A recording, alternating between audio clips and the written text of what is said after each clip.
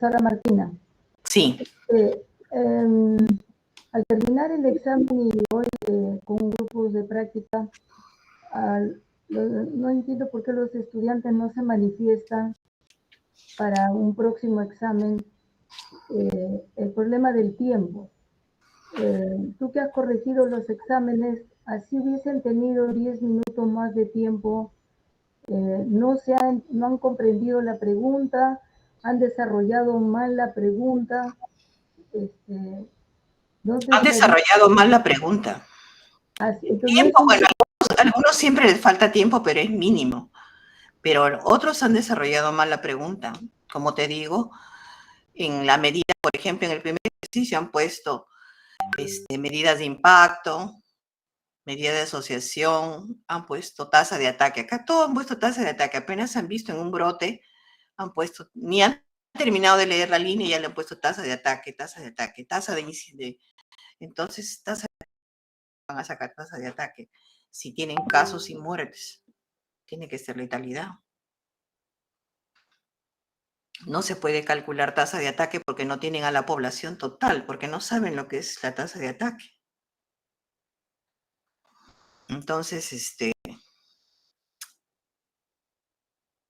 hay bastantes que han puesto otras cosas. Por ejemplo, para todo ponían riesgo relativo, riesgo relativo. Parece que lo único que se enseñaba es riesgo relativo, porque, por ejemplo, ahí era RAP. En otros han puesto riesgo atribuible. En la primera del género, mortalidad por género, han puesto riesgo atribuible.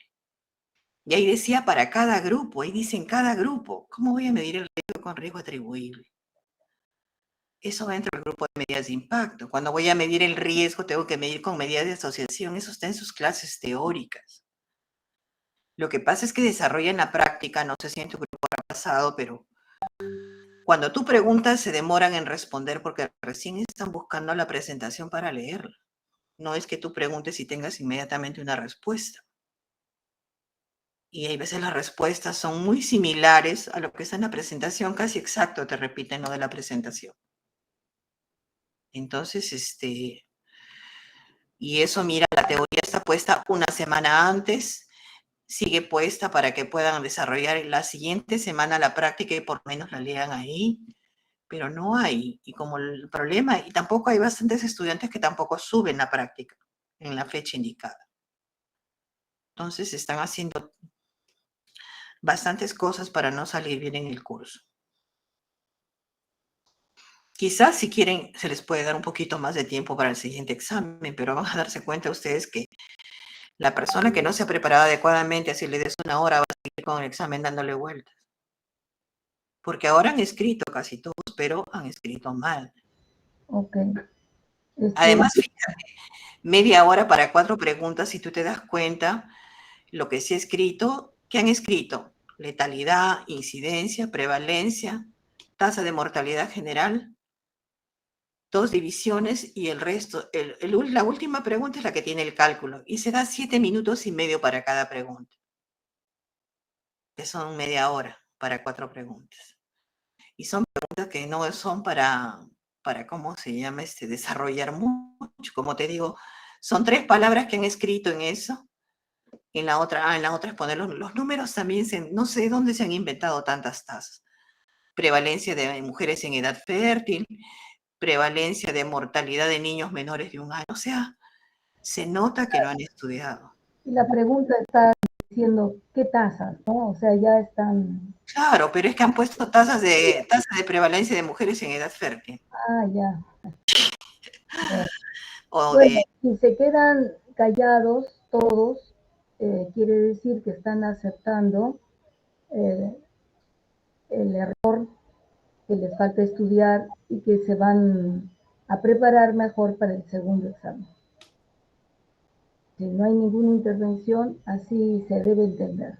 Y yo les he dicho, repasen sus prácticas. Yo me he cansado de decirles, corrijan para que estudien de ahí para la práctica, para la evaluación, porque las preguntas son similares. Se los he dicho muchas veces, no me van a decir que no les he dicho. Les digo, corrijan su práctica porque de ahí estudien para la evaluación práctica. Les he dicho que la práctica es lo que más desaprueban porque hay mucho razonamiento. Piensen, no copien. Pero bueno, con esta experiencia supongo que muchos deben ponerse a meditar un poco acerca de su situación, ¿no? Porque si no, vamos por mal camino. Bueno, entonces pasemos a la clase de hoy día. Si es que no hay más preguntas.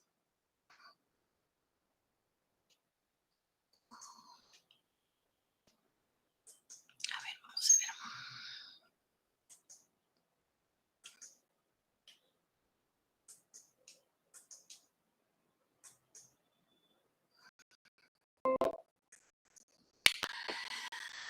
Ya, entonces ya nos toca ver el otro grupo de estudios. Habíamos visto la vez pasada todo lo que era descriptivo y ahora nos toca ver todo lo que es analítico. Vamos a recordar el grupo de diseños epidemiológicos que vamos a ver en el curso.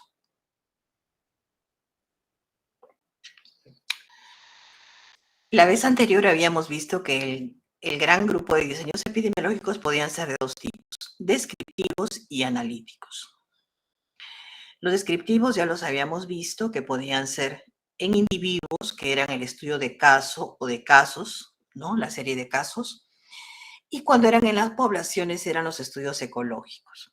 Entonces acabamos todo lo que eran estudios descriptivos. Ahora nos toca ver el otro brazo, el gran brazo de los estudios analíticos, en los cuales tienen otros dos brazos más que son los observacionales y los experimentales. A su vez, los observacionales pueden ser sin grupo de control y con grupo de control, ¿no? Los experimentales que pueden ser aleatorizados o no aleatorizados y ya cada uno tiene su subclasificación. Esa es la clasificación más sencilla. Hay otras clasificaciones más complejas que hemos dicho que por el nivel del curso solamente vamos a tomar los diseños tipo, que son los que más se usan en los estudios que nosotros revisamos. ¿Cómo va la evidencia científica de estos estudios? ¿Cuáles sirven de mayor sustento? Van de menor a mayor. El que va a mayor es el que tiene la parte de la flecha grande, que son los estudios experimentales, los que dan una mejor evidencia científica, sobre todo los aleatorizados completos o experimentos verdaderos.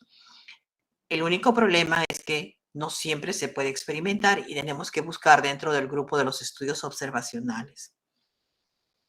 Entonces, aquí vamos a revisar los estudios analíticos. Ese brazo de aquí, que es el que estábamos viendo, ya hemos visto los descriptivos, ahora vamos a hablar de los analíticos.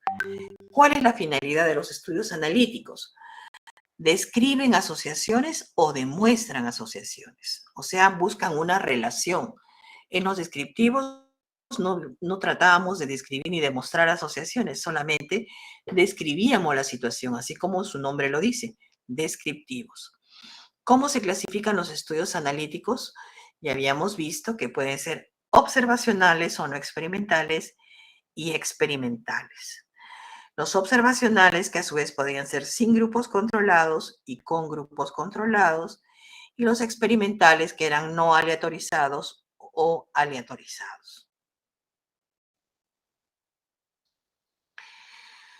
Vamos a trabajar ahora con el grupo de los estudios observacionales o no experimentales, ¿ya? Como ya hemos dicho, son conocidos como no experimentales. Se desarrollan debido a las limitaciones éticas y costos. Ya hemos dicho que no siempre podemos experimentar. Por ejemplo, todos los estudios que se hicieron con Dolly Hill sobre el tabaco, el hábito de fumar y su relación con el cáncer pulmonar, no han sido estudios experimentales, pues a nadie se le ocurre poner a fumar a una persona muchos cigarrillos durante 10 o 15 años. Entonces lo que se ha hecho ahí fue tomar a esa población que fumaba. No era un estudio experimental, pero dio muchas luces porque fue muy riguroso en cuanto a su análisis, ¿no? Cuando llegue el momento hablaremos, ¿no? Que fueron tan estrictos que se crearon unos criterios específicos que eran los criterios de Hill para que los estudios observacionales tengan mayor validez, ¿no? Entonces, aquí, como hemos dicho, entonces se desarrollan debido a las limitaciones éticas y los costos. ¿Cuál es el objetivo de estos estudios? Simular los resultados de un experimento, pero el investigador no controla la exposición. Por ejemplo, cuando yo selecciono la población de fumadores, Yo no estoy controlando la exposición. Yo no digo, tú vas a fumar 5 cajetillas, tú vas a fumar 2, tú vas a fumar 1. No. Simplemente uno toma la población fumadora y la puede organizar de acuerdo a lo que ellos refieren a haber consumido, pero yo no estoy controlando, estoy organizando simplemente a los sujetos de estudio que van a participar. Entonces, la validez del estudio va a depender de la selección adecuada de los sujetos de estudio. Eso sí, yo puedo seleccionar algunos, organizarlos, ¿no? Para poder tener mayor validez en el estudio. ¿Cómo son los estudios observacionales sin grupos controlados? Entonces, acá ya tengo los diseños observacionales sin grupos controlados y son el estudio transversal y el longitudinal. ¿Cómo son los estudios observacionales sin grupos controlados? Esto es bien importante porque los estudiantes confunden muchos de estos estudios. El investigador no conforma grupos al inicio del estudio, por eso se llama sin grupos controlados. Pero en la realización del análisis establece los grupos de acuerdo a la exposición o el efecto según lo que haya planteado en el estudio. Se puede estudiar a toda la población o una muestra representativa de la misma, ¿no? Si es que uno quiere hacer sobre todo alguna inferencia o generalización. En la población que uno selecciona se estudia la presencia de factores y o efectos para poder encontrar asociaciones de tipo estadísticas, pero que sean significativas y que puedan confirmarse en otros estudios con mayor rigurosidad todavía, ¿no? Entonces, las asociaciones que encontramos aquí, ojo, en estos estudios, son de tipo estadístico. No hay ninguna asociación causal. Hay veces la asociación estadística es tan fuerte que puede sugerir y entonces uno tiene que seguir buscando en otros estudios con otras características. Por ejemplo, si se puede hacer un estudio experimental o si uno ve que se repiten distintas situaciones, a uno ya le pueden hacer pensar que puede haber una cierta relación con la causa. Pero definitivamente en un estudio que uno encuentre eso, la asociación siempre va a ser de tipo estadístico. Como bien dice acá, son útiles como una primera aproximación. Y también se pueden usar fuentes indirectas para obtener los datos. Dicen, estos estudios hay que tener en cuenta la formulación de las hipótesis porque se puede descuidar la descripción de factores importantes, ¿no? Porque a veces uno quiere describir los factores, pero también desgraciadamente uno no tiene cómo obtenerlos, porque a veces uno trabaja con historias clínicas, mitad encuesta, mitad historia clínica, y hay veces faltan los datos, no hay el suficiente registro de datos para poder tomar en cuenta algunos factores que nos interesan. ¿Cómo es el estudio transversal o de prevalencia? Fíjense ustedes. Aquí hemos ubicado este estudio de prevalencia en el presente y tenemos acá la población objeto de estudio al inicio y hacemos una sola medición. Una vez que hemos hecho la medición a toda la población objeto de estudio, clasificamos. Ojo que no, aquí no se está conformando grupos. Se trabaja con toda la población objeto de estudio. Y aquí, después de que he hecho la medición, clasifico. Con los que puedo clasificar de acuerdo al efecto o a la exposición. Aquí, por ejemplo, tengo clasificado de acuerdo a la enfermedad o resultado, ¿no? Libres de enfermedad o resultado y esos con enfermedad o resultado. Pero este clasificado, ¿para qué? Para poder hacer un análisis, una comparación.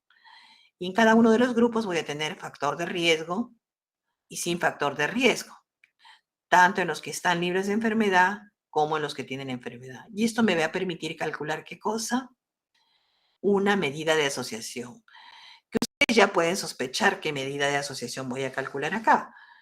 ¿Qué medida de asociación voy a calcular acá? ¿Alguien sabe?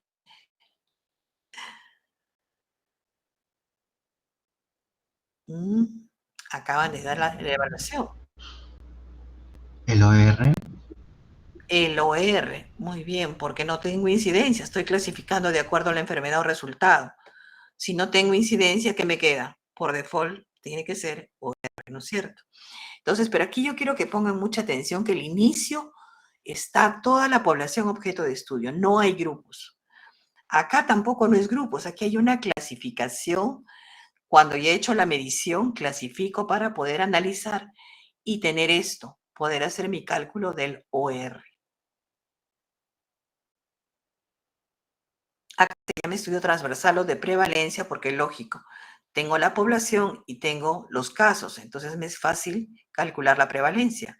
Casos sobre población estudiada. Por eso se llama estudio de prevalencia, estudio transversal o de prevalencia. ¿Qué característica tiene el estudio transversal? Dice, los datos del problema de salud se obtienen simultáneamente con los de la exposición en una sola medición. Cada sujeto de estudio es medido una sola vez, donde se determina la presencia o no de un problema de salud, o sea, el efecto, y al mismo tiempo también se investiga la exposición a algunos factores que puedan estar en relación con el problema estudiado.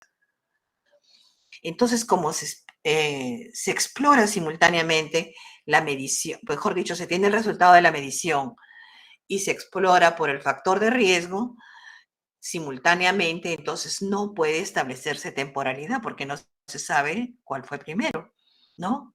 O si hay una correlación, está muy cerca la exposición del resultado. Entonces, en estos estudios no puede establecerse temporalidad. Aquí, por ejemplo, tenemos la ficha de recolección de un estudio, ¿no? Dice, lo que se observa es parte de una ficha de recolección de información elaborada para un estudio de papilomavirus. Como podemos observar, esta ficha acompaña a una toma de muestra y se está preguntando por factores de riesgo que podrían estar asociados al problema de salud de manera simultánea. De esta forma, al procesar la muestra, se tiene el resultado y con la información recolectada se investigan los factores de riesgo. Queda claro que previamente ya se ha explicado a la paciente sobre el estudio y que ha dado la autorización para la toma de muestra. Por ejemplo, ¿no? Como bien dices, parte de... Entonces aquí, por ejemplo, se toma la muestra y acá está la ficha de recolección. Y se pregunta motivo de la consulta médica ginecológica, datos sobre menstruación, datos sobre uso de anticonceptivos, ¿no? Datos de las parejas sexuales masculinas, ¿no? Porque es un estudio de papilomavirus, ¿no? Entonces, tengo la muestra y tengo ya datos, ¿no?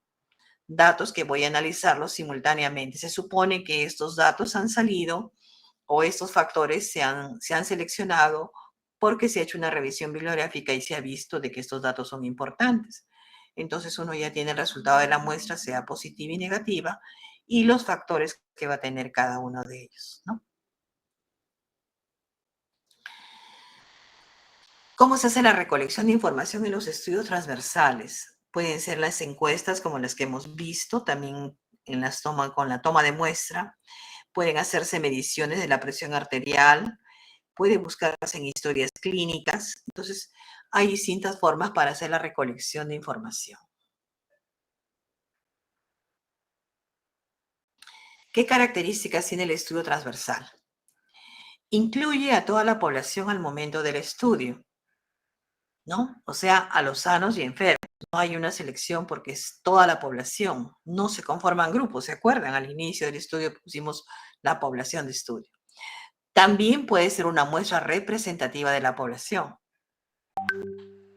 Un estudio transversal no significa necesariamente que todos los sujetos sean estudiados en un mismo momento.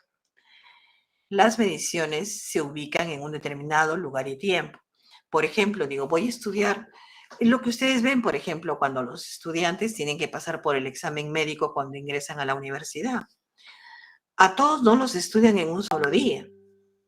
Están viendo varios días antes de las clases. Pero eso es para hacer un estudio transversal porque a todos se les está tomando una muestra de sangre y además llenan una ficha de datos, ¿no? Entonces todos tienen una sola medición que lo hacen en un periodo de tiempo. Podrá ser una semana, puede ser 15 días, puede ser un mes. Ustedes determinan el lapso de tiempo. Pero lo interesante es que es una sola medición en la cual se hace el recojo de la información para el resultado y para la exposición. También dice, por la forma en que se obtiene la información, no puede atribuirse un significado etiológico. ¿Qué quiere decir etiológico? Que algo que se obtenga decir, ah, esta es la causa, no. No se puede decir esa es la causa en un estudio transversal, porque no hay un seguimiento, no hay una incidencia. Esto simplemente nos dice una prevalencia. ¿Cuántos enfermos hay nomás?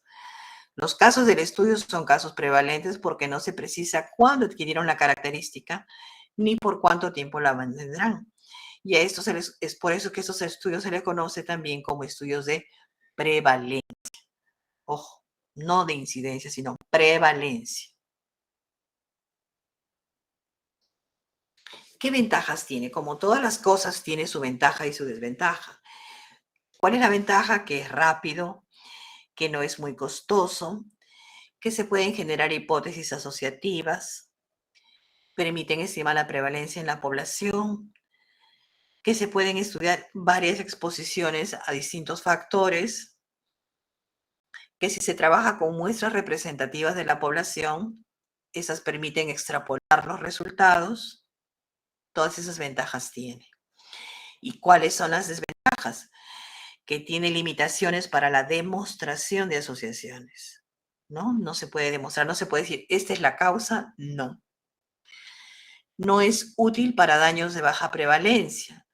Lógico, porque tendría que tomar, si es de muy baja prevalencia, tendría que estudiar casi toda la población para encontrar pocos casos. Tampoco se puede establecer la temporalidad. Y también hay problemas para definir y medir la exposición, porque, por ejemplo, la persona le puede decir, usted ha estado expuesto a tal cosa, y de repente la persona no recuerda y dice, no, yo no he estado expuesto a eso, nunca me ha pasado o algo así, porque se ha olvidado. Entonces, el medir o explorar la exposición a veces no es muy seguro. Por eso hay veces hay problemas para establecer bien la exposición, ¿no?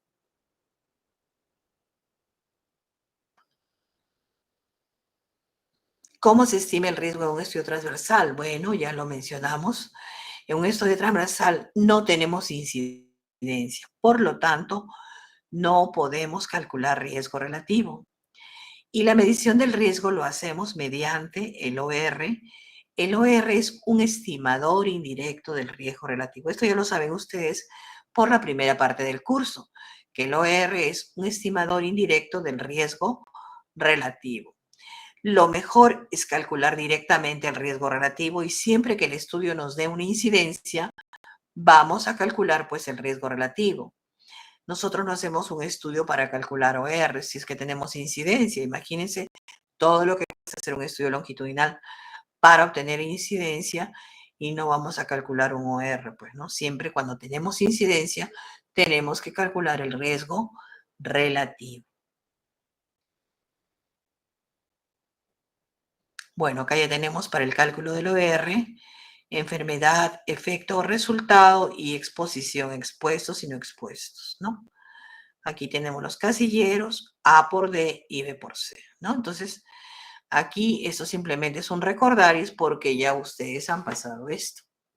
Aquí salió un riesgo relativo de 13, el cual es bastante elevado, ¿no?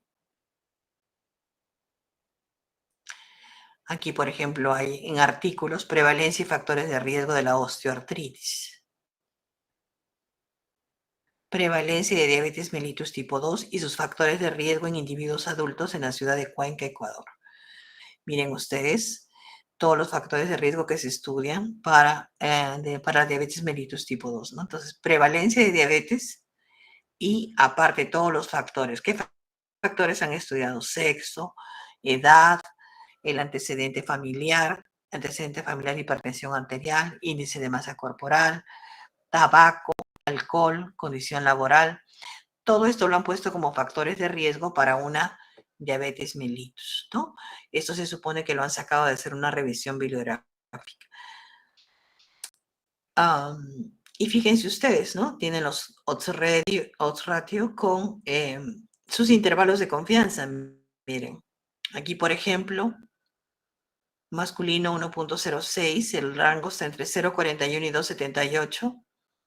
No es para nada significativo. Entonces ya acá lo mismo, a pesar de que va a ser un OR de 2, pero el intervalo de confianza está entre 0.77 y 5.24, tampoco es significativo.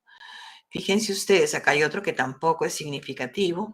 Nosotros ya tenemos que saber leer esto. ¿Se acuerdan que cuando el intervalo encuentra la unidad, ese OR o ese riesgo relativo no son significativos? Otro más, prevalencia de desvendidos con diagnóstico previo en adultos por encuesta. No han hecho una encuesta y también han hecho la prevalencia cruda, la prevalencia ajustada por edad, ¿no? Un montón de análisis para ver la prevalencia de diabetes mellitus, ¿no? En un estudio transversal. ¿Cómo es el estudio longitudinal? Acá tenemos el otro tipo de estudio. Para ese estudio longitudinal se inicia estableciendo una situación basal, un inicio, ¿no? Hay que marcar un inicio, a partir de la cual se registran los cambios que ocurren durante el periodo de observación. Entonces yo tengo un punto de partida y voy viendo cómo se va comportando el grupo que está siendo estudiado. Para un estudio longitudinal, los sujetos no deben tener el efecto que se quiere estudiar, ¿no?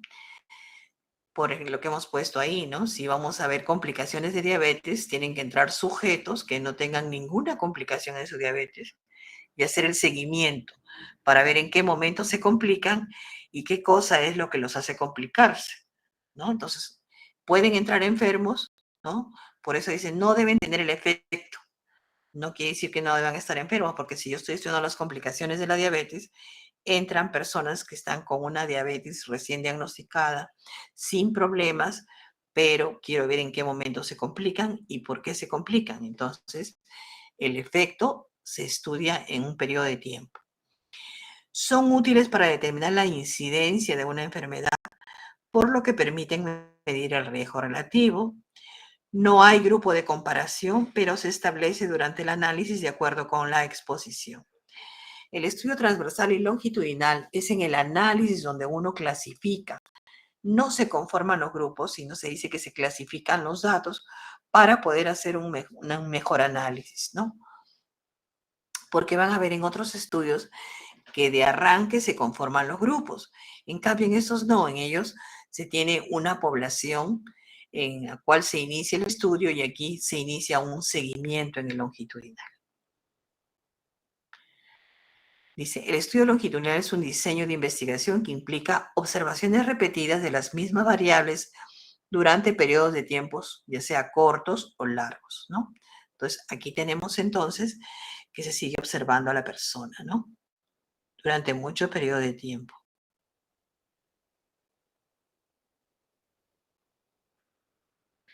¿Qué características tiene? En el estudio longitudinal, en el inicio se selecciona una cohorte.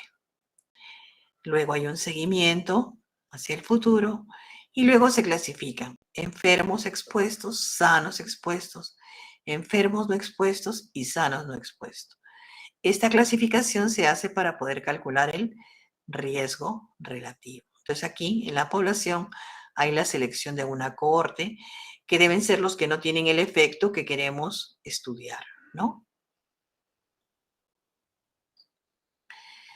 Para recordar lo que es una cohorte es un grupo de individuos que comparten una misma experiencia durante un periodo de tiempo determinado, ¿no? Entonces es una cohorte de trabajadores, de jóvenes que trabajan, ¿no?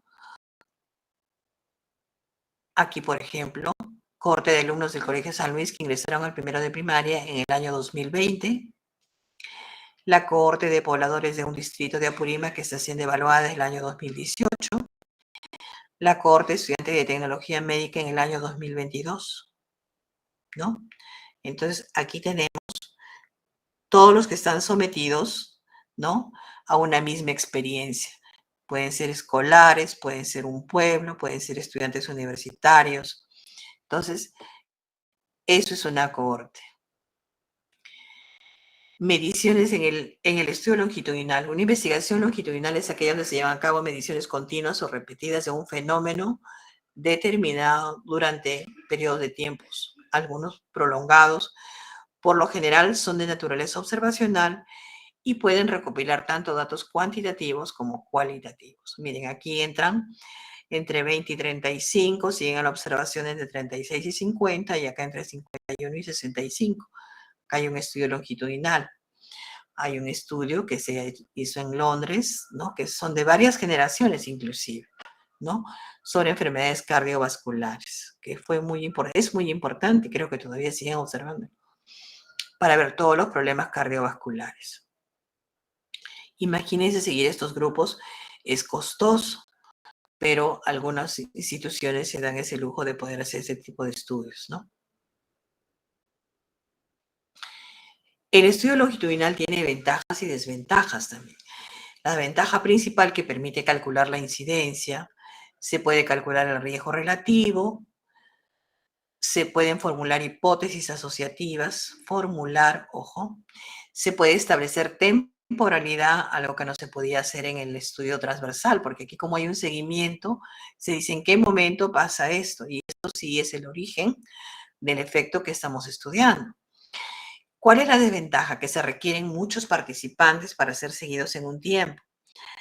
Entonces, es costoso, por lo tanto, es costoso, porque para hacer ese seguimiento hay que contratar un personal, hay que ver la manera de llegar a esas personas.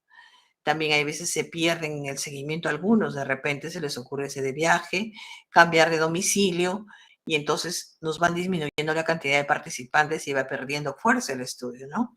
Entonces, por eso es que se requieren muchos participantes y eso es lo que hace que el costo se eleve. También tiene limitaciones para demostrar asociaciones, porque el estudio no está diseñado con grupos de comparación. Uno lo que hace es clasificar los resultados para hacer un mejor análisis, pero no tiene los grupos de comparación que permitan demostrar una asociación.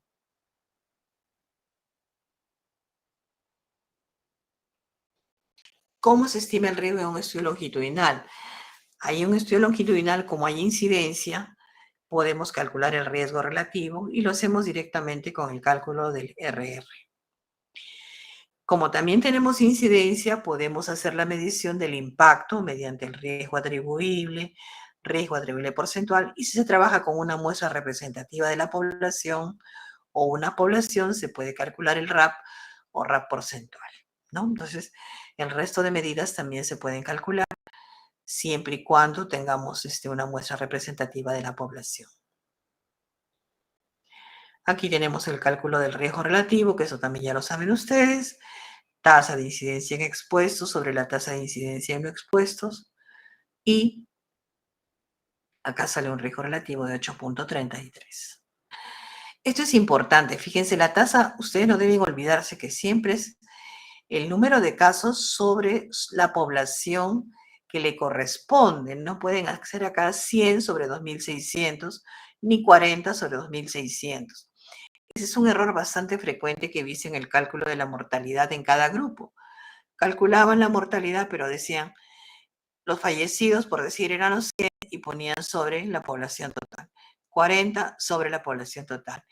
Para hacer para cada grupo tiene que ser con la población de cada grupo. Y eso está en la tasa de letalidad que tienen en el ejercicio.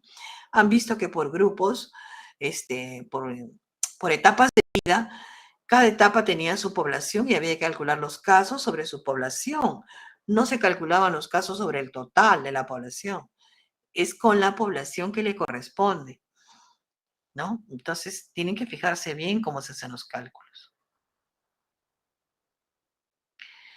Aquí, por ejemplo, hay un artículo en el cual dice evolución de los cambios en el peso corporal según el hábito tabáquico, análisis longitudinal de la corte Zoom. A esta corte le han llamado así y están haciendo todos los efectos, ¿no? Del peso corporal, todos los cambios en el peso corporal según el hábito de fumar que tenga el grupo, ¿no? Dice, el objetivo del estudio es evaluar prospectivamente la asociación de dos factores de riesgo cardiovascular, el hábito tabáquico y la ganancia de peso. Fíjense, es importante, ¿no? Durante un periodo de seguimiento. Un seguimiento de 50 meses, ¿no? Fíjense. 7.565 participantes de una corte dinámica durante una mediana de seguimiento de 50 meses. Interesante. Esa es la aplicación del estudio longitudinal. Preguntas.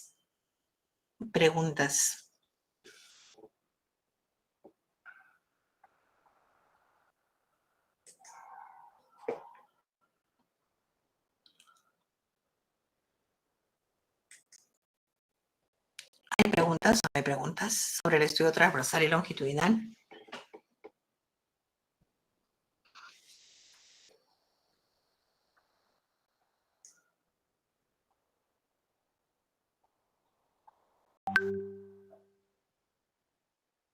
¿No hay preguntas?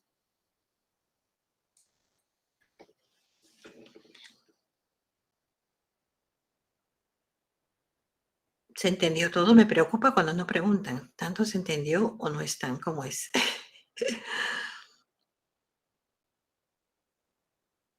Ok. Me dicen que están procesando la información. ¿Perdón?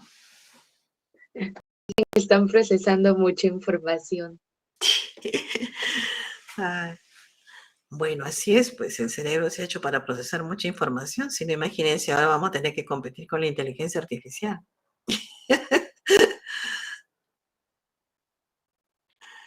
Así que tenemos que estar pilas. Y no, imagínense, nos van a desplazar. Ok,